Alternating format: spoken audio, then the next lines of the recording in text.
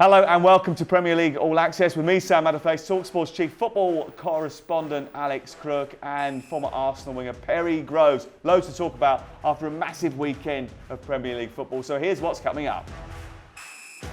I think it's a statement week to go to Milan and grind out that 0-0 draw and then come back and score 8. Story of their season, isn't it? You know, they get themselves into good positions, they get opportunities to score and they miss them, but that's because they haven't got a proper seasoned centre forward. You said they're miles off.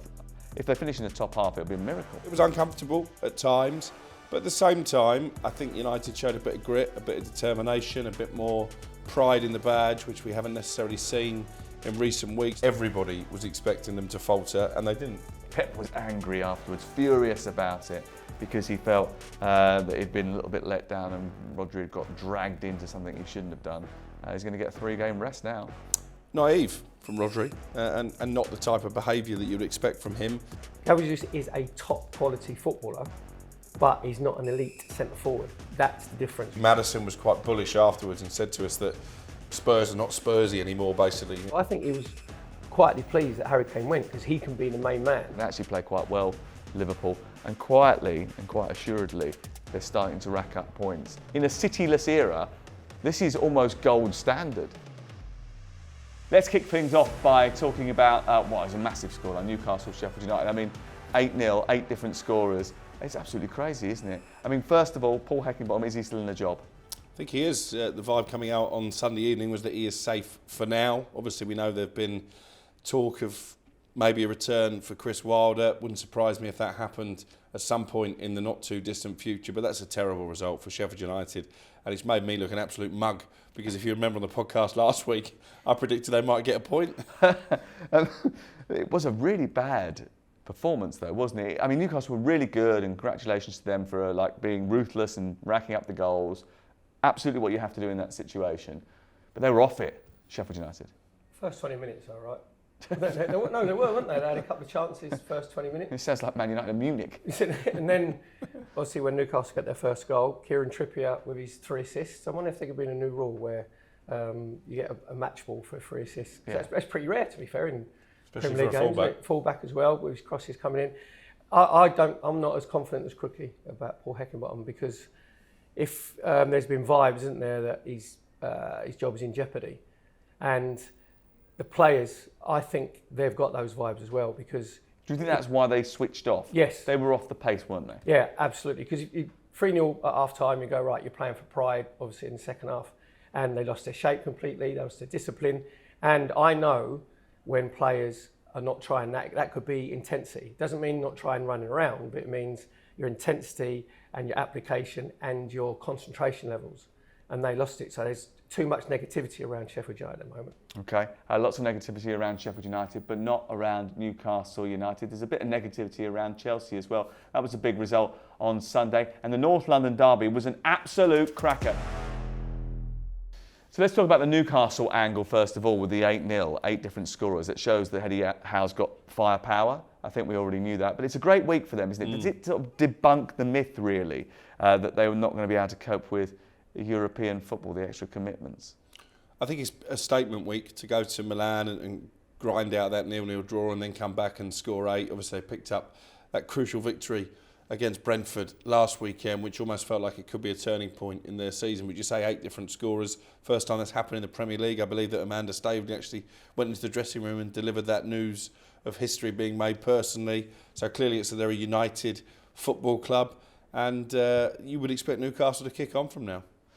In terms of Eddie Howe, obviously one of the great things I think he's done since he's been at the football club is sort of bounce back from setbacks. You know, even if you go back to sort of, I think it was January, February time, around the sort of Carabao Cup time when they were getting to the final, they'd lost a bit of form in the league, and everyone thought, oh no, they're not going to hang on for the top 4. Then they came roaring back after that setback in the Carabao Cup, and I think that sort of that show of sort of being able to jump back over the hurdles really enhances his reputation. I think it's testament to the recruitment, the characters that they've brought into the football club, to 3 clean sheets, the last 3 games, and I don't think it's any coincidence that he decided to go for legs in midfield with Anderson and Sean Longstaff coming back in, and I think people didn't realise how pivotal he was last season, because obviously he got Guimaraes, who's he's the playmaker, he gets all the plaudits, but you still need legs alongside you, and they come back with what you'd say was their first choice back four.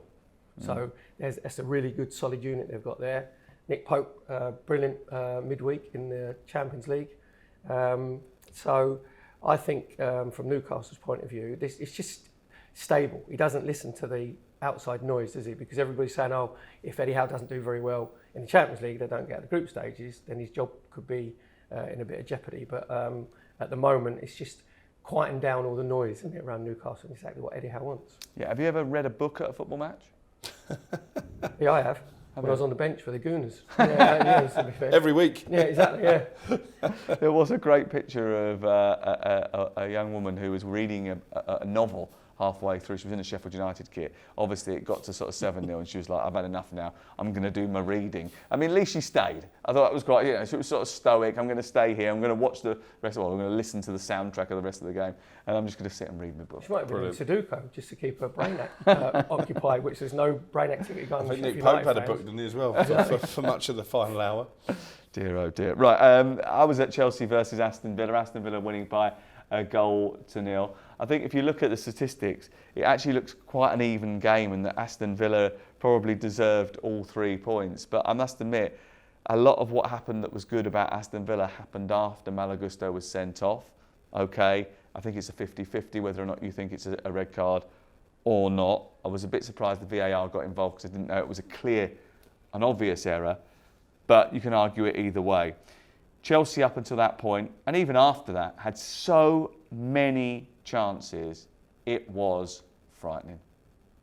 Story of their season, isn't it? They get themselves into good positions, they get opportunities to score, and they miss them. But that's because they haven't got a proper seasoned centre forward. I know Broja is back now, but again, he's still relatively raw and untested, bar half a season when he was in form at Southampton in the Premier League. Nicholas Jackson has got as many yellow cards, I think, as Chelsea have scored goals this season.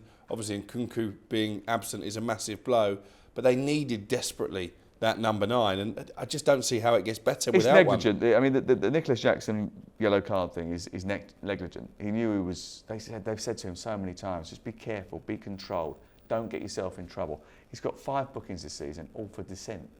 I mean, how can you get 5 bookings in 6 games for dissent? He's not learning, is he? It's crazy. But listen, Chelsea's problem is not Pochettino. There's a lot of rumours about all of the issues that are surrounding the club, and maybe fans getting a little bit irritated with Pochettino. But surely the idea of changing the manager or putting pressure on Pochettino is completely ridiculous. What happens is you still get the same group of players, isn't it? It's a young group of players that need direction, they need leadership. There's lack of experience there. Thiago Silva at 39, and you've got Raheem Sterling. They're the only players that are over 25. Ben Chilwell was on the bench, which I don't get. I mean, we spoke about it earlier, didn't we, with Levi Colwill being at left back. Well, I know that they have struggled with how they're going to market set pieces, and they have a real lack of height in the team. So if you look at the profile of the squad is very small, and as a result of that, a lot of their midfield players and forward players are so slight that they thought, well, we need to make sure that our back players are relatively tall. So they've got Disasi, Thiago Silva is not huge, but he's good in the air, and they've got Levi Colwill. Everybody else is under 6 foot. That's a concern, especially in the Premier League. But Chelsea have now tried 3 different types of manager, haven't they? They've tried the up-and-coming coach. They've tried the returning hero. They've tried the tried and tested, experienced coach, and all 3 of them have encountered the same problems. That's not a coincidence. So that sort of probably gives you an indication that most of the issues are down to those running the club. Those running the club do not have experience of running a football club. They're not qualified running a football club. A lot of the sporting directors have never really done this sort of job before. And you look at Chelsea and you look at the way the squad has been built, and it does smack of someone who doesn't really understand the rigours of the Premier League. There's not enough experience. There's not enough nous in there, And they've done things in a way which have actually irked other football clubs, other agents.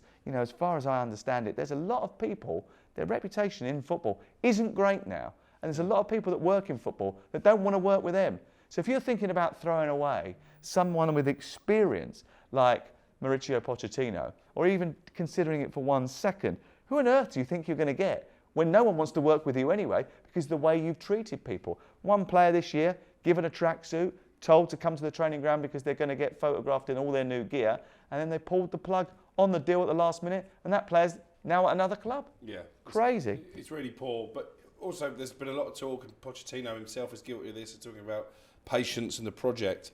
I think fans can only be expected to be patient if they understand what that project is. What is the end game here for Chelsea? Because obviously we know they have a certain profile. I wrote about it during the transfer window. They were offered the chance to sign João Paulinho. They felt he was too old because there'd be no sell-on value. So are they just trying to buy players at a price where they think down the line they can sell them on for profit? Because that's not going to happen with Moises Caicedo, for example. They can have all the sell-on clauses they want. No one's going to pay more than 115 million pounds for Moises Caicedo. And all the time they're being patient and backing the project, they're falling further and further behind in terms of the top four and actually challenging for trophies. They're miles off. You can understand clubs like Brentford and Brighton. Obviously, they do their logarithms and their algorithms. They go into quite rightly the character of the players for them to sell on because they need that to sustain their football clubs. Big clubs like Chelsea, like Arsenal, like Liverpool, United, you shouldn't be thinking of sell-on prices. No. Because if you pay £100 million, say the player's 27, and you pay £100 million, and you get 4 or 5 years out of that player, And you win a couple of trophies and you along win the your way. trophies, exactly, and you're successful, then that in itself galvanises you and brings you money in. Well, so you should never be between thinking Brighton and Brentford and Chelsea and Manchester United and Arsenal is that the commercial income that those big clubs get almost sort of supplement the transfer fees that the little clubs get. So the little clubs live off transfer fees, whereas a lot of the income that comes into Manchester United's coffers, for example, is to do with commercial. And the commercial comes from success. So you try and build success. Chelsea spent a £100 million player. It should be a franchise player. This is where we're building the team around. Look at Real Madrid. They spent not because they want to sell Jude Bellingham on in 5 years' time, but because they want to build their club around Jude Bellingham and be successful. I mean, listen, I don't know. You said they're miles off.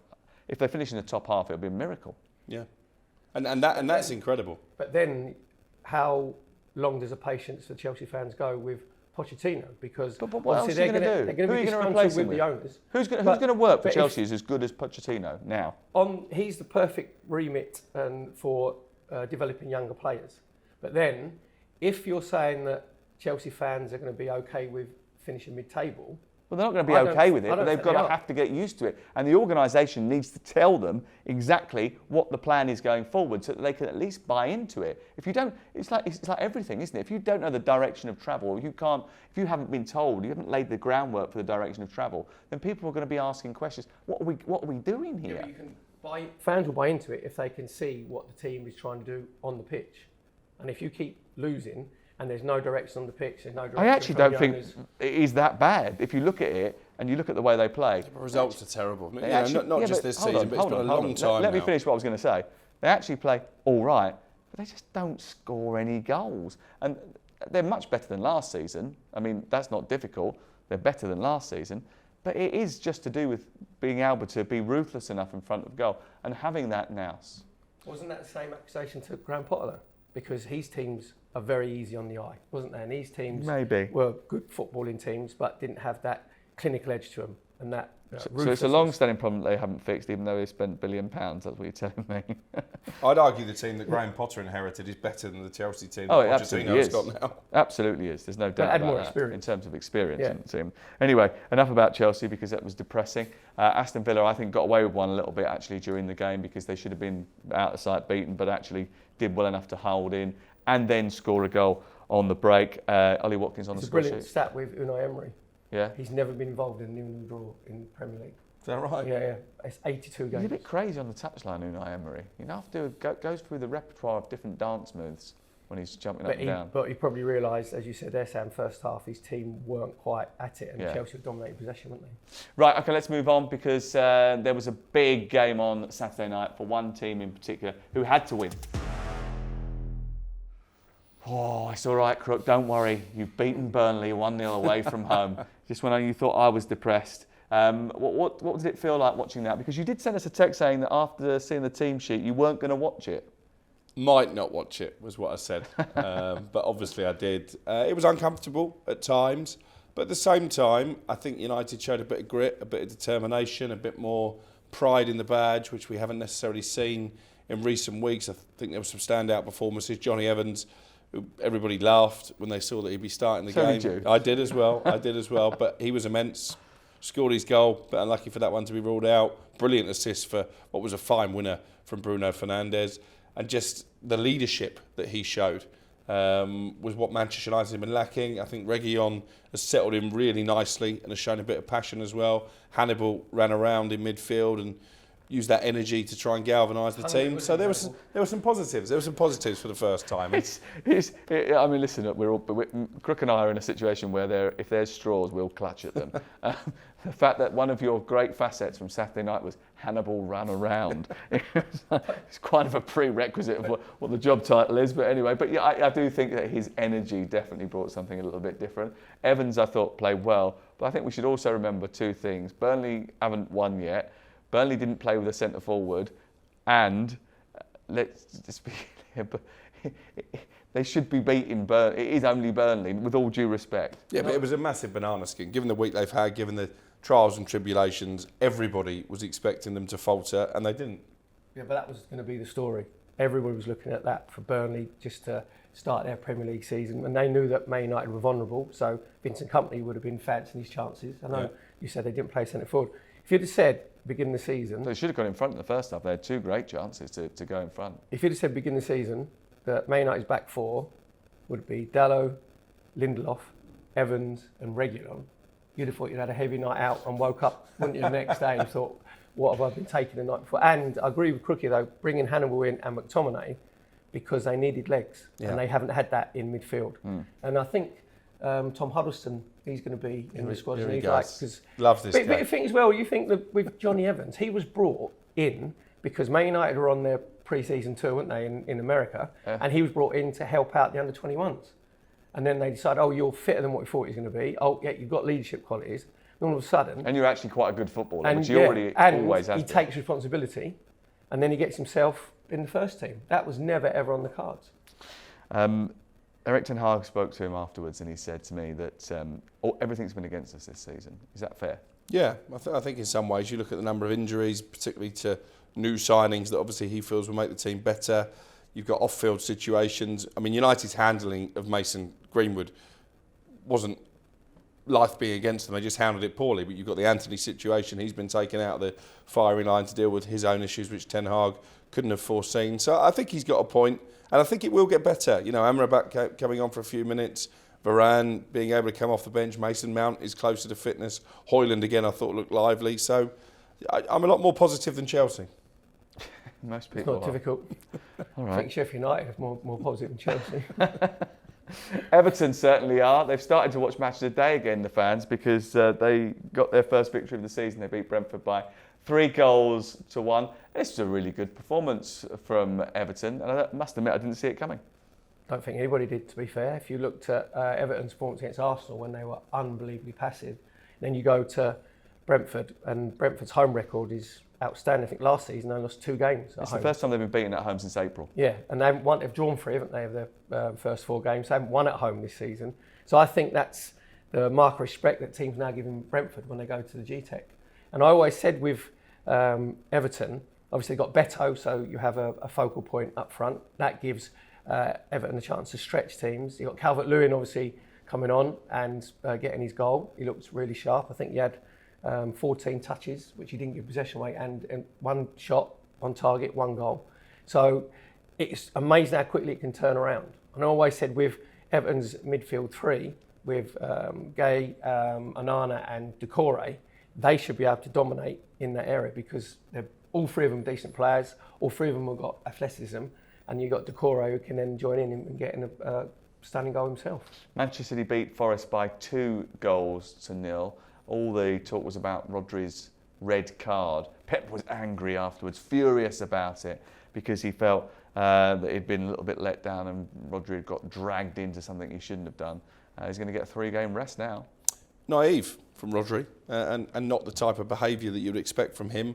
And it is costly because they've got Arsenal in the not too distant future, and he will miss that game, and it already feels like a big game at the top of the table. And it did change the course of proceedings because listening to Adrian Durham on talkSPORT. He was live at the Etihad. Sounded like City absolutely blitzed Forest up until the red card. That was odd for Adrian to go to the Etihad. He didn't really go there very Practically often. got a season ticket now, I believe. Yeah, I think but it did allow Forest back into the game, and I guess you have to praise City for the way they were able to dig in and see out the victory with a clean sheet. Where did all the anger come from?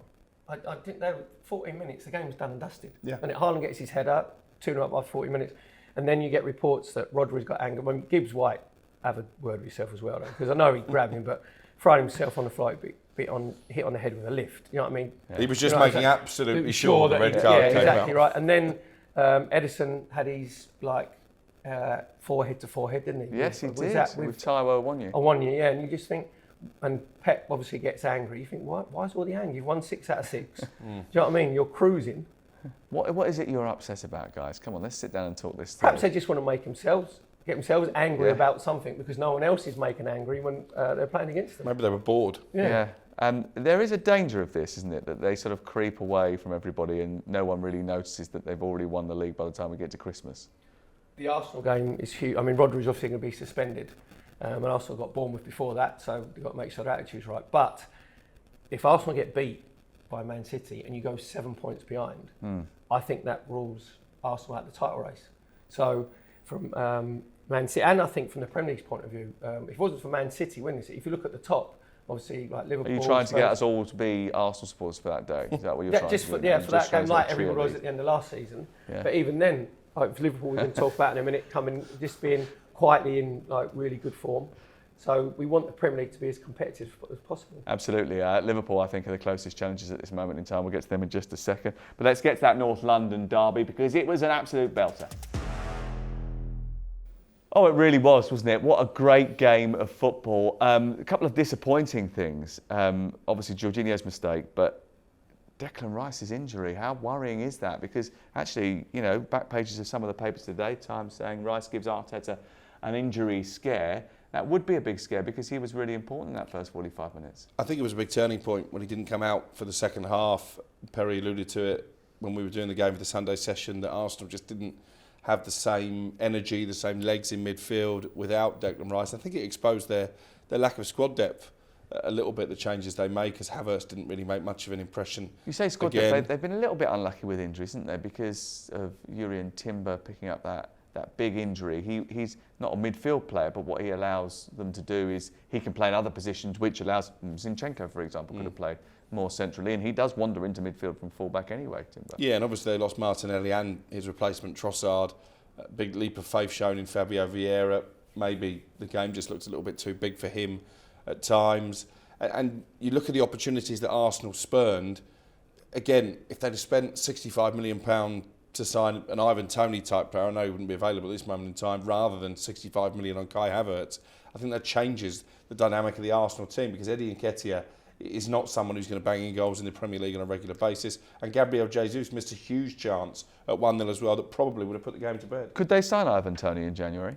Every chance. If I'm an Arsenal fan, obviously, I would take Ivan Toney in a heartbeat. And you mentioned about Gabriel Jesus there. Gabriel Jesus is a top quality footballer, but he's not an elite centre forward. That's the difference, where he'll probably take 1 in 4, 1 in 5 chances, where the top boys, if that's Haaland, if it's Harry Kane, they take 1 in 2.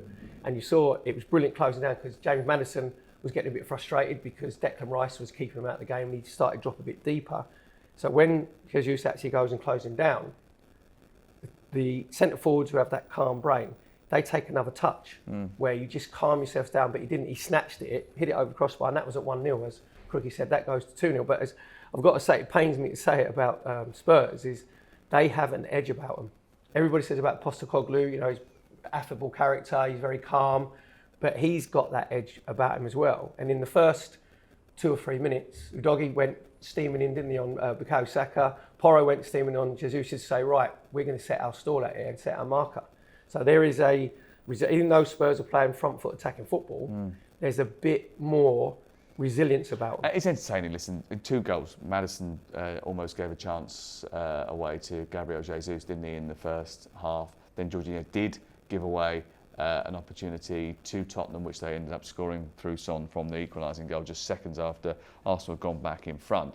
So there is danger playing the football that both these two teams play, and that was exposed in that game. But they are Raya's entertaining. performance, what do we make of that, David Raya? He played a couple of good saves, didn't he? Yeah, I think... Was he partly culpable for the goal right at the end of the first half? Where the cross comes in, where he sort of palms it out. But then... It's all right, Aaron. It's all right, Aaron. Yeah. I'll get it in. Yeah, I'll point it out. Don't worry. Yeah, I've done it. Sorry. Yeah, if you look at... You say that he's culpable, Bukayo Saka would be culpable, wouldn't it? Because Maddison spins him a little bit too he alluded easily. to that afterwards, Maddison. Yeah. So that was one of the few games as well where you had 10 minutes of added time at the end, and normally... And you were happy about it? You see You're like, yes, come on, the keep home going. team have that surge of energy in it. But I think because both teams have put so much in to the first night, then you could just see that... I thought that at the energy Stamford Bridge. We had 11 minutes at Stamford Bridge yesterday, and I just thought that it just went flat because people were like, all right, Chelsea obviously weren't going to get back into it because they were never going to score a goal. But also...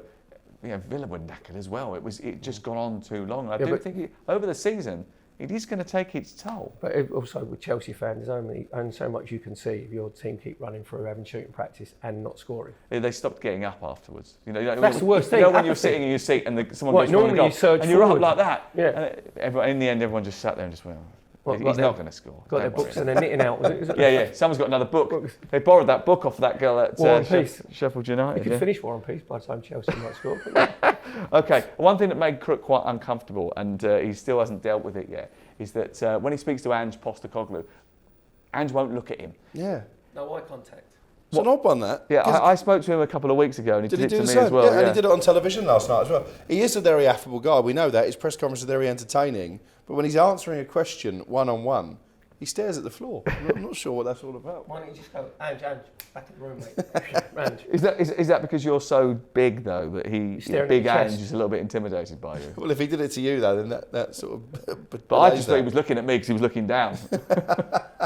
But listen, he's done a brilliant job, and actually Maddison was quite bullish afterwards and said to us that Spurs are not Spursy anymore, basically. They've been tarred with a brush of... It's a good quote, that. He's good for a quote, isn't he, Maddison? So, I guess there's a danger that he could be getting a little bit carried away, but they do seem, as you hinted at, to have that newfound steel. And it's not as if James Maddison's ever gone publicly and said something that's come back to haunt him before.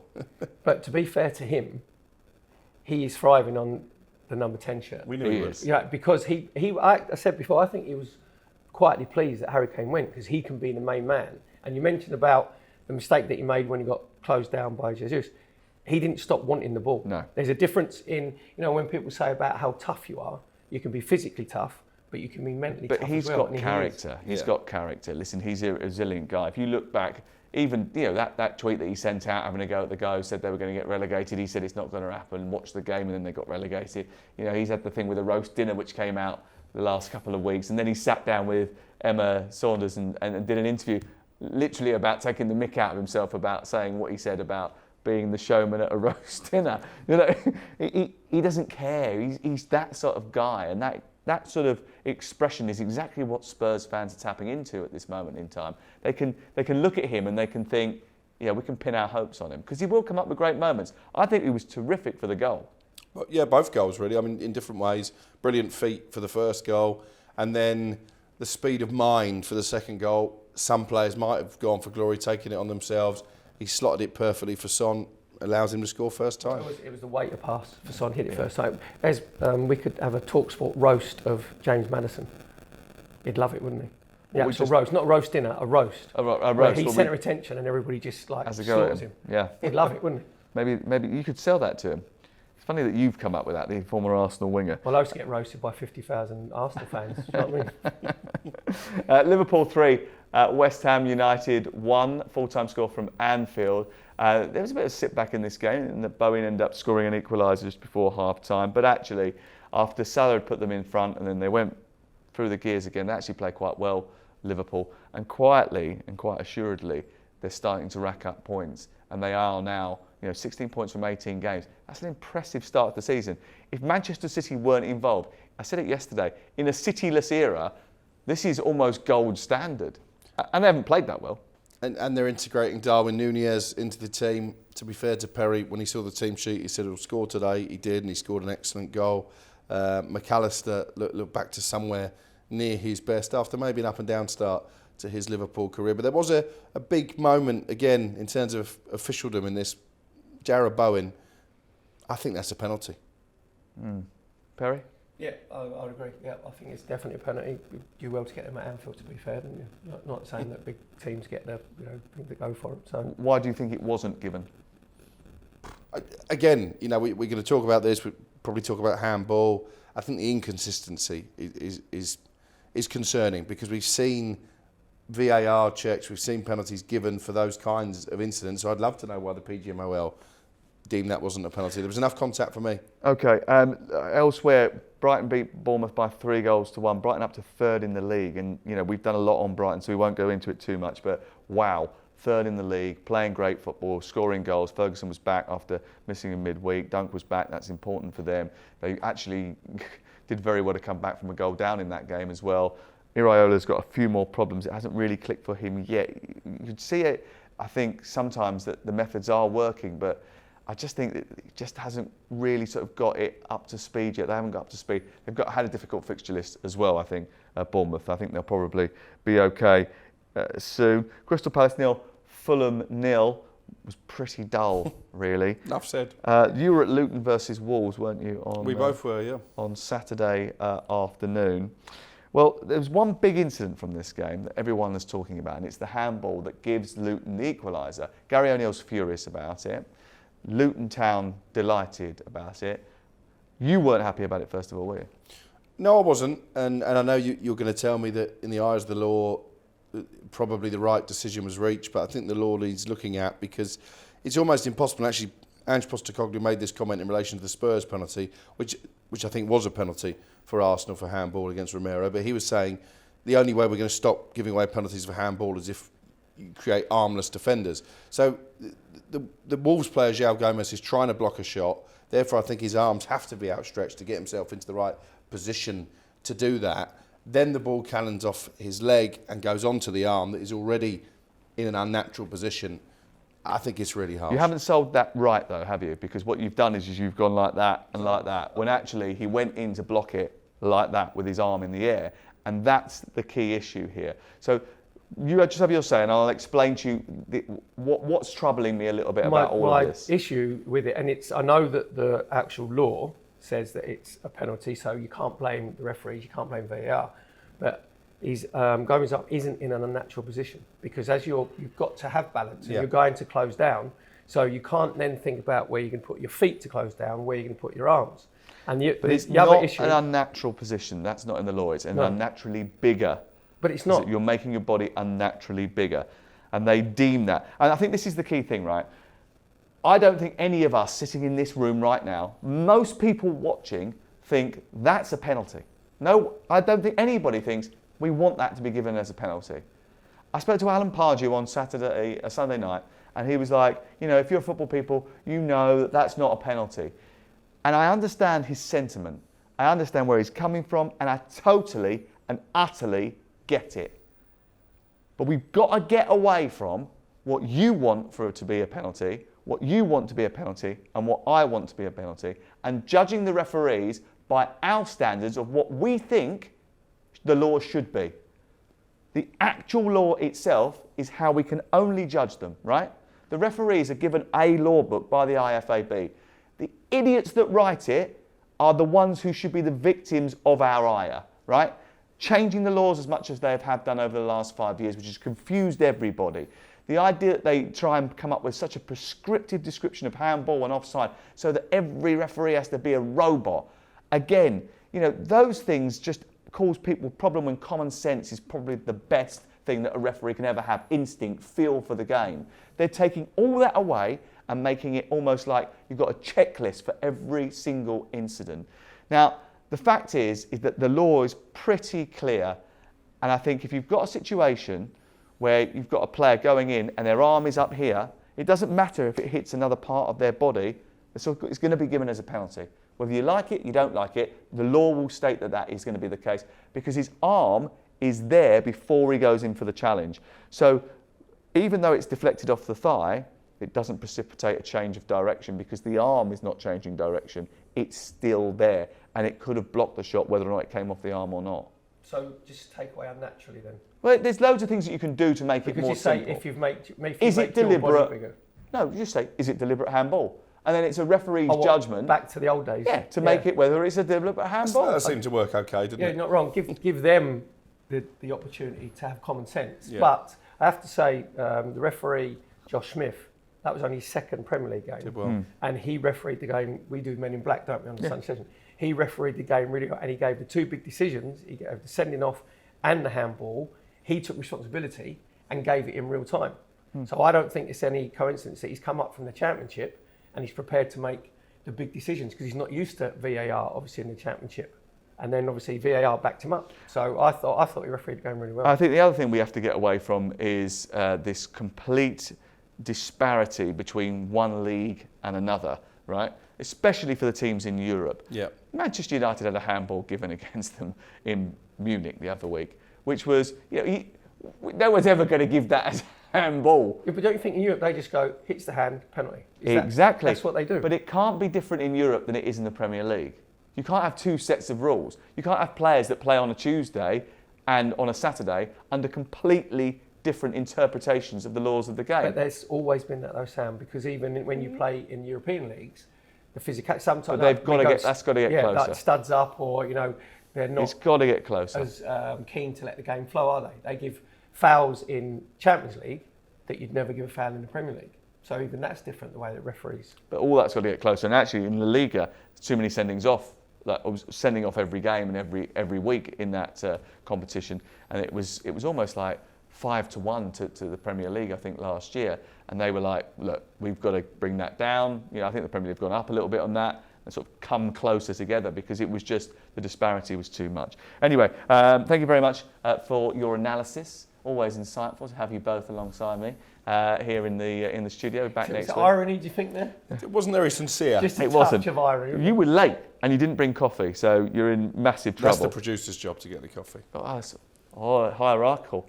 He's gone big time now. Did you send a rider? He's gone so big time recently. Perry, he's unbelievable. Have I got to get up early in the morning to come in and do a show? Oh, you're ridiculous. Just yell at M&M's, is it? Haven't got a car to come pick me up. Outrageous. Right, okay, we'll be back later on in the week for the preview to all the weekend's action. Back next Sunday night as well to review all the action from the Premier League on the talkSPORT YouTube channel. This is Premier League All Access from talkSPORT. Make sure you tell your friends about us.